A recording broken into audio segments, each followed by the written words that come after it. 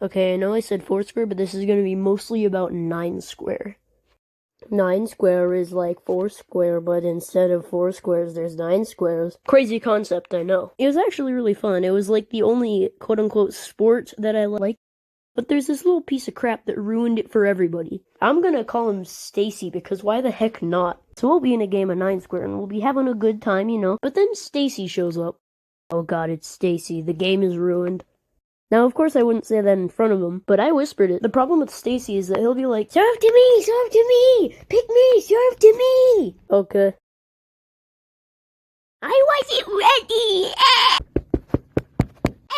And then he'd go cry by a lamppost for the next 10 minutes, and when he'd go back in the game, it would go something like this. Guess I'm out. Ostrich man, you suck. Stacy, you're out. I wasn't ready! Well, maybe you shouldn't do Fortnite dances when we're about to serve the ball. You suck! You see, when you get out, he gets to laugh at you and use an insult that's even less hurtful than poopy head. But when he gets out, he gets to cry and then still insult you. Wanna know the worst part? The teachers made a bunch of specific rules to appease him and all the other first graders. And those rules applied to every game of Foursquare.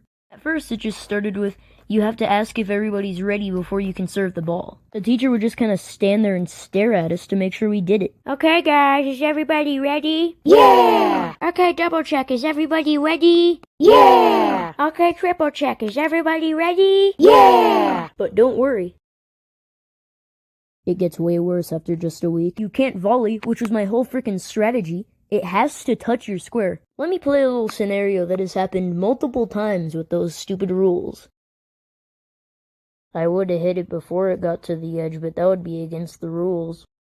You can't serve above shoulders, which this rule actually makes sense, but they literally stated that you can do this. And you can't just kick it out of your square before it stops bouncing, because you guessed it, that's also against the rules. And there were a bunch of other pointless rules that made no sense, and I asked the teacher, can we make our own game of Foursquare without the stupid rules? Because there are like 3 other courts. Can I do that?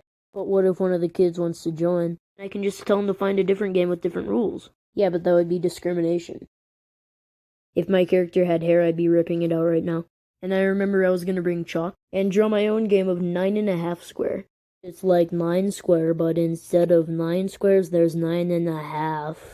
See this square? This square does literally nothing. Well, I lied, it does do something. It makes it different from 9 square. You see, my plan was we could use our own rules in 9.5 square. Aha, teachers, these rules say that they only apply to 4 square and 9 square. There's a whole half other square. Bonus story! One time me and my friend built like a structure out of wood chips and rocks. We called it the Teriyaki Temple, and it survived for a couple of days. But then we went outside and found it completely destroyed, and it didn't look like a wind kind of destruction. It looked like someone came over and kicked it on purpose.